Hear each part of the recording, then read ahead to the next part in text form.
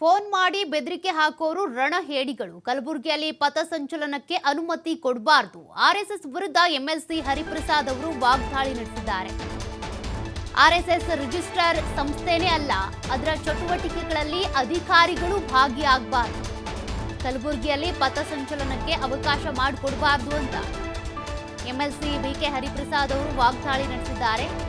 ಇನ್ನು ಈ ರೀತಿ ಪಥಸಂಚಲನದಲ್ಲಿ ಭಾಗಿಯಾಗುವಂತ ಅಧಿಕಾರಿಗಳ ವಿರುದ್ಧವೂ ಕೂಡ ಕ್ರಮ ಜರುಗಿಸಬೇಕು. ಸಚಿವ ಪ್ರಿಯಾಂಕ್ ಖರ್ಗೆ ಹೇಳಿರೋದು ಸರಿಯಾಗಿದೆ. ಆರ್ಎಸ್ಎಸ್ ಇದ್ದಿರು ಇದ್ದಂತೆ ಅಶೋಕ್ಗೆ ವಜ್ರದಂತೆ ಕಾಣಿಸ್ತಾ ಇದೆ.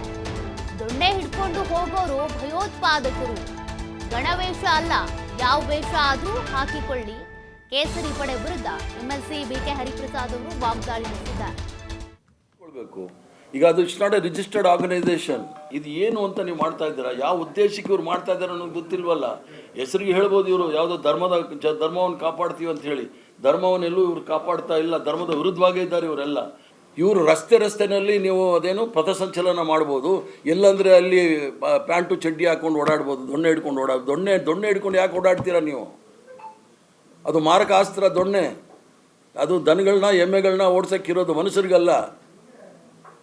ಇಲ್ಲ, ಇವ್ರನ್ನೆಲ್ಲ ಅಲ್ಲಿ ಹಾಕಿ ದನ ಕಾಯೋಕ್ಕೆ ಎಮ್ಮೆ ಕಾಯೋಕ್ಕೆ ದೊಣ್ಣೆ ಹಿಡ್ಕೊಂಡು ಅವ್ರು ಭಯ ಬೀಳ್ಸೋಕ್ಕೆ ಬೇರೆಯವ್ರನ್ನ. RSS ಅವರು ದೊಣ್ಣೆ ಹಿಡ್ಕೊಂಡು ತಿರುಗೋದು ಬೇರೆಯವ್ರಿಗೆ ಭಯ ಬೀಳ್ಸೋಕ್ಕೆ. ಶಿಸ್ತು ಅಂತಕ್ಕಂಥದ್ದು ಅದು ಸರ್ಕಸಲ್ಲಿ ಇರ್ತಕ್ಕಂಥ ಶಿಸ್ತು. ಅಲ್ಲಿ ಕಾಡು ಪ್ರಾಣಿಗಳು ಕೂಡ ರಿಂಗ್ ಲೀಡರು ಟ್ರೈನಿಂಗ್ ಕೊಟ್ಟಿರ್ತಾರೆ.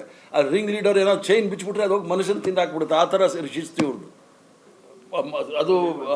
ಅದು ನಮ್ಮ ರೂಲಲ್ಲಿ ಭಾಳ ಸ್ಪಷ್ಟವಾಗಿದೆ. ಗೌರ್ಮೆಂಟ್ ಎಂಪ್ಲಾಯೀಸ್ಗಳು ಯಾವುದೇ ಇದಕ್ಕೆ ಭಾಗಿಯಾಗೋಂಗಿಲ್ಲ ಅಂಥೇಳಿ. ಇವರ ಕಾನೂನ ಮೀರಿ ಹೋಗ್ತಾ ಇದ್ದಾರೆ. ಅವ್ರ ಮೇಲೆ ಕ್ರಮ ತೆಗೆದುಕೊಳ್ಬೇಕು. ಸೊ ಪ್ರಿಯಾಂಕ ಖರ್ಗೆ ಅವ್ರು ಹೇಳೋದು ಕರೆಕ್ಟು.